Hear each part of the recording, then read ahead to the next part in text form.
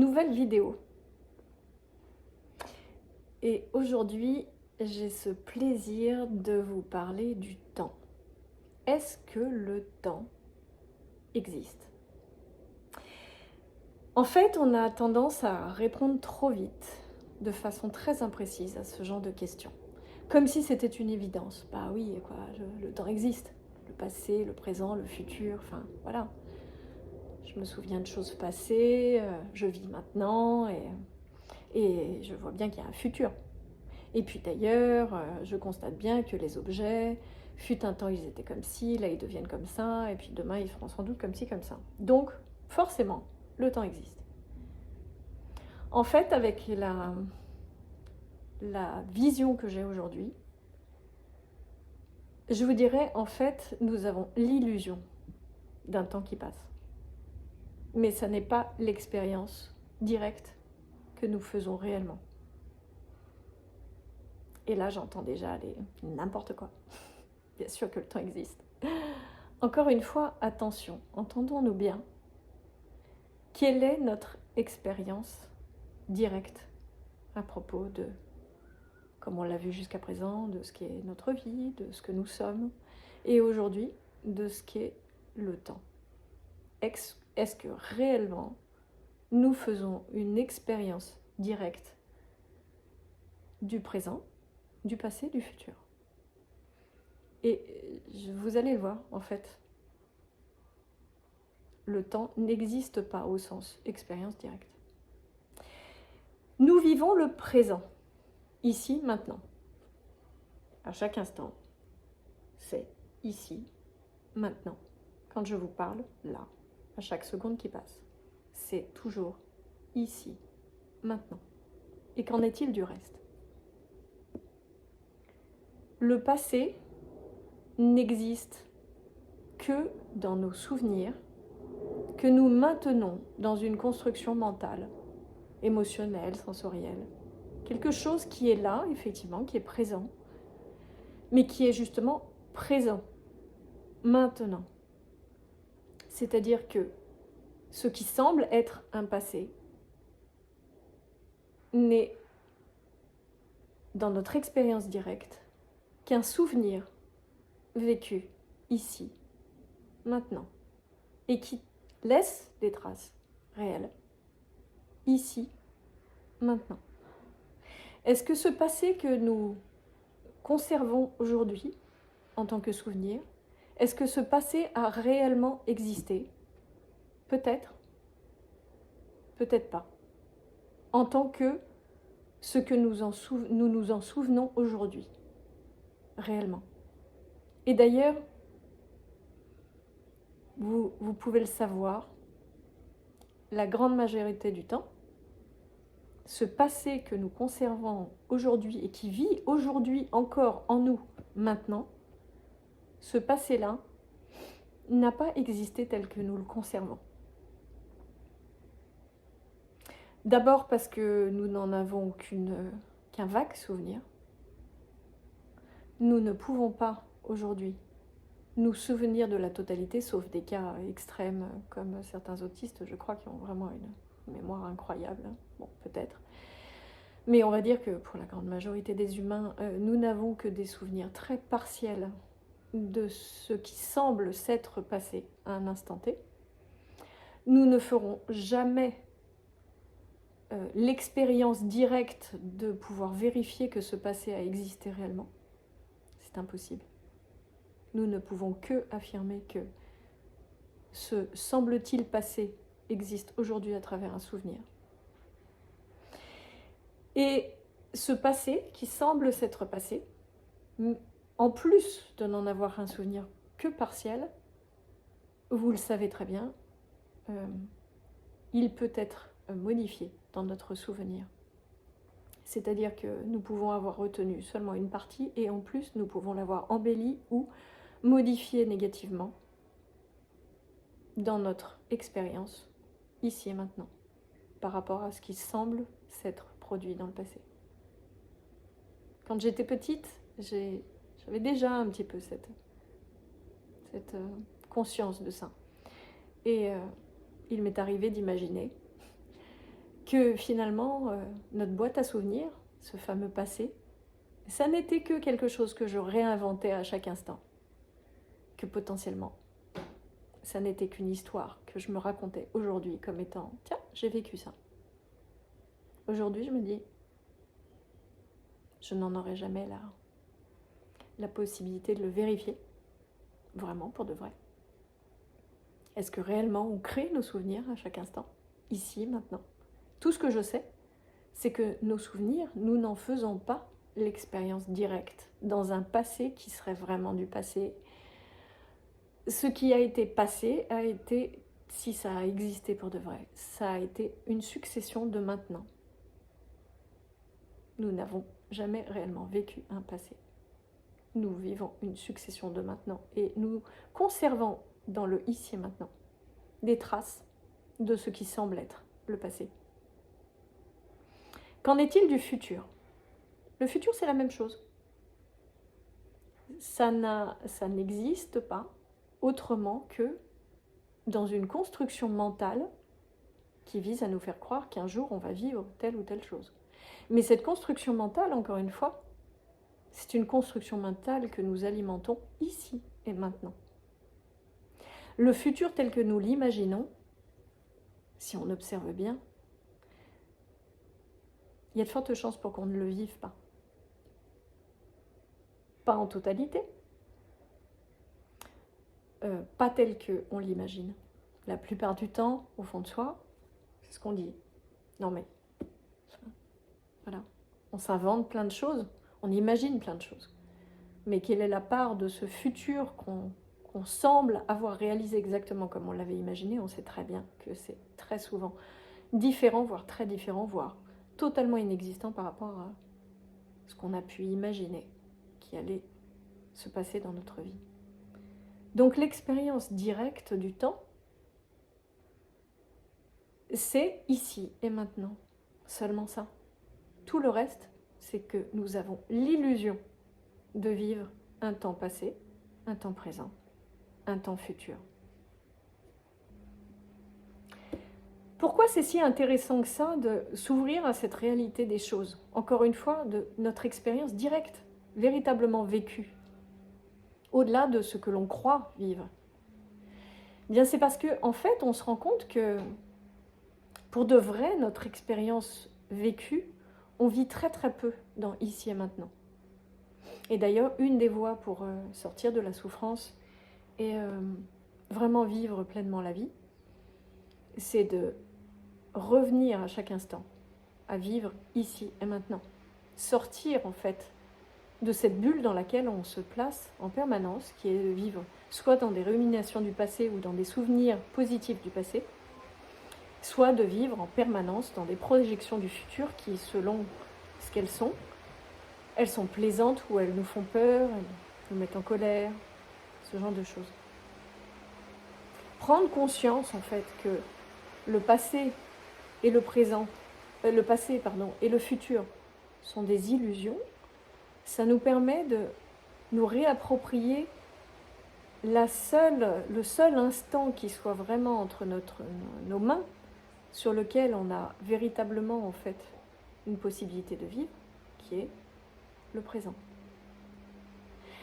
C'est de se rendre compte combien au final notre expérience du présent, du coup, est entachée. Je ne vais pas parler des éléments positifs, c'est vrai que quand on a des souvenirs positifs et qu'on vit à travers ces souvenirs positifs dans le présent, c'est génial. Mais là, l'idée, c'est plus que je vous ouvre à cette idée de observer en fait jusqu'à quel point votre expérience du moment présent est entachée soit de ces souvenirs passés, qui finalement ne sont que des histoires racontées à propos du passé, ou que ces expériences présentes sont entachées par des projections futures qui, dans la grande majorité des cas, si ce n'est tous, n'arriveront jamais. Et donc ça charrie des peurs, des colères, des tristesses qui n'arriveront jamais. Prendre conscience que nous sommes dans l'illusion du temps, que le passé et le futur ne sont que des constructions mentales, c'est se réapproprier cette possibilité de se dire, mais puisque ce sont des constructions mentales, autrement dit, ce sont des histoires que je me raconte à propos du passé, ce sont des histoires que je me raconte à propos du futur, c'est finalement se réapproprier la totale liberté de vivre dans un champ, encore une fois, du tout est possible. Jusqu'à quel point votre présent est conditionné par des histoires que vous vous racontez encore à propos de votre passé. Jusqu'à quel point c'est conditionné par des peurs sur un futur qui est encore inexistant. Notre souffrance, elle est liée au fait que nous ne vivons pas à chaque instant, ici et maintenant, mais dans un passé qui nous fait souffrir ou dans un futur qui nous inquiète.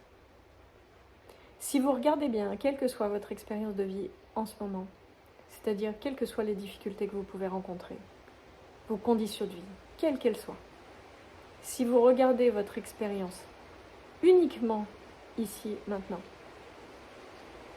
tout est ok. Juste ici, maintenant, tout est ok. En fait, ce qui ramène la souffrance, c'est dès lors que, ici et maintenant, vous allez repenser à ces difficultés que vous rencontrez avec votre ex-mari, à ce boss qui vous en a fait voir de toutes les couleurs hier. Ça va être souffrant parce que tout à coup, vous allez tout de suite vous projeter sur cette fin d'emploi qui va vous plonger dans un chômage et vous ne savez pas comment vous allez vous en sortir. Ou ce divorce qu'il va falloir passer. Ici, maintenant, à chaque instant, à chaque ici et maintenant, tout est ok. Il n'y a pas de souffrance. Ça n'empêche que il y a effectivement des moments où on a des solutions à trouver à nos conditions de vie. On a un job à changer, un divorce à passer. Mais si vous l'observez bien, encore une fois, ce qui est souffrant, c'est à chaque fois quand on se plonge dans le passé ou quand on se projette dans le futur. Quand on se conditionne uniquement à gérer ici et maintenant ce qui peut être géré, c'est-à-dire en s'adaptant à chaque ici et maintenant, en faisant ce qu'il y a à faire ici et maintenant, dans une succession juste d'ici et maintenant, tout est ok. Tout se passe bien. Il peut y avoir des douleurs, genre vous avez un accident, vous avez une jambe cassée, quoi que ce soit. Il peut y avoir des douleurs physiques, des douleurs émotionnelles, mentales et autres. Mais la souffrance qu'on se rajoute par-dessus est liée au fait qu'on reste trop longtemps dans des ruminations du passé ou qu'on se projette d'ores et déjà dans des inquiétudes du futur. Et cette souffrance-là, elle peut être évitée quand on prend conscience de cette illusion du temps et qu'on s'attache à chaque instant à revenir ici, maintenant.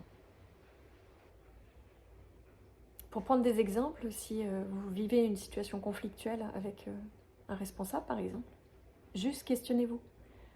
Encore une fois, pour être dans cette observation fine de votre expérience directe, questionnez-vous. Quelle est cette part dans cette situation conflictuelle que vous vivez avec votre manager ? Quelle est cette part de souffrance qui se rajoute en plus de la situation vécue, qui est à modifier, qui est à changer, qui occasionne du coup des questionnements et des choses à faire ? Quelle est cette part de souffrance qui est dans votre expérience directe liée à des ruminations, des interprétations de ce qui s'est passé ou de ce qui a tendance à se passer encore aujourd'hui ? Quelle est cette part de souffrance qui est liée au fait que vous vous dites il a fait ci, il a fait ça, il n'est pas ceci, il n'est pas cela, et je ne suis pas encore cette personne que je devrais être, et je n'ai pas réussi ceci, cela. Quelle est cette part en fait de souffrance que vous rajoutez qui est en lien avec l'interprétation que vous faites de votre vie, si je fais référence aux vidéos précédentes, l'interprétation que vous faites de votre vie, l'interprétation de cette personne que vous êtes, et le fait de ramener justement ce passé par exemple dans votre présent. C'est-à-dire, oui, il a fait ci, il a fait ça. Expérience passée, interprétée ici et maintenant en fonction de tous vos filtrages intérieurs, toutes vos expériences passées, toutes vos blessures, etc. Quelle est la part de souffrance liée à toute cette illusion d'une construction en fait de ce qu'est la vie, ce qu'est votre vie, ce que vous êtes, ce qu'est ce temps passé. Et puis de la même façon sur l'avenir. Si je prends un autre cas de figure, vous devez divorcer. Quelle est cette part de souffrance en fait que vous vivez aujourd'hui, ici, maintenant, en lien à des projections futures? Qu'est-ce que je vais devenir? Est-ce que je vais m'en sortir? Est-ce que je vais trouver le moyen d'élever mes enfants? Est-ce que je vais réussir à jongler entre ma vie professionnelle et ma vie privée en étant seule à la maison? Est-ce que je vais être capable de, au regard de ce que je crois être? Qu'est-ce que ma vie va devenir au regard des expériences que je crois avoir vécues dans ma vie jusqu'à présent? Si vous observez bien, en fait, sortir de ces illusions que sont le temps, la réponse à ce que vous êtes aujourd'hui, et à la réponse à qu'est-ce que, finalement, ma vie, au regard de la vie, sortir de ces illusions-là, c'est s'ouvrir à cette idée qu'au final, au-delà de ce que nous croyons, il y a une réalité beaucoup plus vaste. Et c'est s'ouvrir, du coup, à un champ où véritablement on peut dire, mais tout est possible, en fait.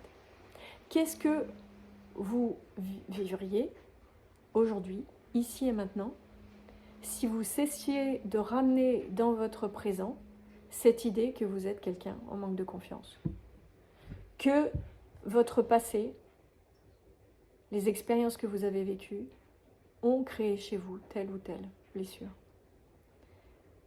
Quelle serait votre expérience actuelle si vous sortiez de cette idée que vous êtes conditionné par un futur obligatoire qui va forcément arriver? Qu'est-ce que vous mettriez en place? Qu'est-ce que potentiellement vous vivriez dans votre vie aujourd'hui en vous empêchant, en fait, en vous délestant de ce que vous pensez aujourd'hui être des blocages, en lien avec ce que vous croyez être, ce que vous pensez que votre vie est, et cette illusion qu'il va se passer forcément ci et ça, si vous faites telle et telle chose aujourd'hui.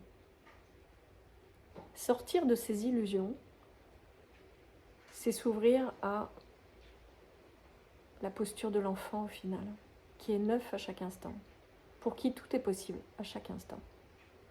Tout est possible parce que la vie est un champ incroyablement riche, infini, illimité de possibilités. Parce que nous-mêmes, tout à coup, nous nous remettons dans cette possibilité de nous voir comme des êtres, nous-mêmes infinis et illimités. Et parce que, finalement, ici et maintenant, tout est possible. Tout le reste n'est qu'illusion, créée mentalement ou conservée mentalement dans notre expérience ici et maintenant. Sortir de ce cadre de référence que l'on croit être le cadre obligatoire, c'est s'ouvrir à ce champ du tout est possible.